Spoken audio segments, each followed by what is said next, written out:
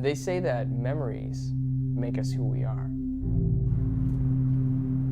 What would happen to a person if you took a memory away, or you injected a new one from someone else?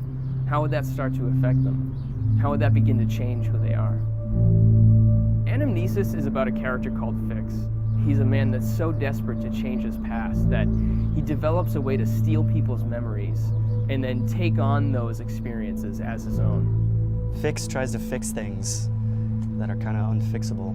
Anamnesis is really about letting go of the past instead of trying to hold on to it. You know, if you've seen Blade Runner or you've read Neuromancer, which was my original inspiration for wanting to get into cyberpunk anyway, it's definitely like that. I mean, it's not like Star Wars or, you know, some fantastical, even Minority Report, which like you can consider maybe as like a cyberpunk thing. It's so like slick and sleek, and it's obviously in another place that's so futuristic, and this is like futuristic that's, I think, grounded, like people can wrap their minds around it.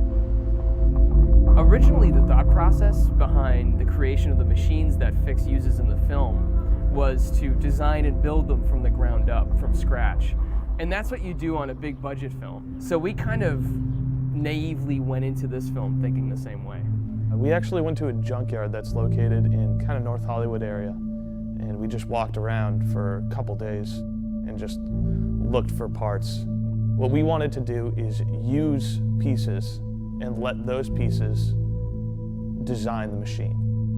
We wanted to use that, you know, everyday objects that people might recognize and then combine them to make it look something original and new. It's so difficult to pull off good science fiction to begin with. You have to be very careful. You have to do a lot of complex planning and preparation. So with Anamnesis, we were really interested in shooting a science fiction film with all the demands that it has in a very loose way, like a French New Wave or a Hong Kong New Wave film. Another key element that we had discussed was sort of some of Wong Kar-wai's films. Fallen Angels was one that he actually gave me to watch specifically for the look. We wanted deep saturation in colors, the use of complementary colors, as well as putting color in shadow. One of the things that we benefit from is the fact that we have access to this technology, the 7D, the 5D, and other DSLR cameras. These are all cameras that, by many standards, they're not classic cinema cameras, but what's great about them is that you can go almost anywhere with them. We did some work on the Los Angeles Metro, and we just walked down there with the camera, and we're able to shoot it.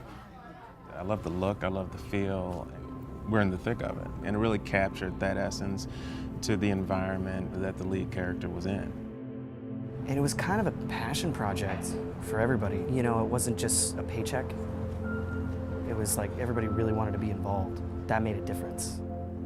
We're really excited about the film. We just finished color timing and we're working on visual effects right now. The last frontier is sound design, which is really crucial because it's sort of the sister element to the visual. The world we've created has to sound as exotic as it looks, or it's not going to be that immersive experience that we want it to be.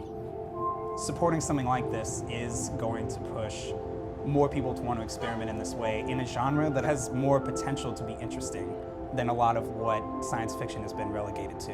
And I think it's clear that that more grounded, realistic type science fiction is appealable to people. Science fiction is at its best when it's not just about some futuristic technology, but when it's about how that technology affects people, and that's what Anamnesis is about.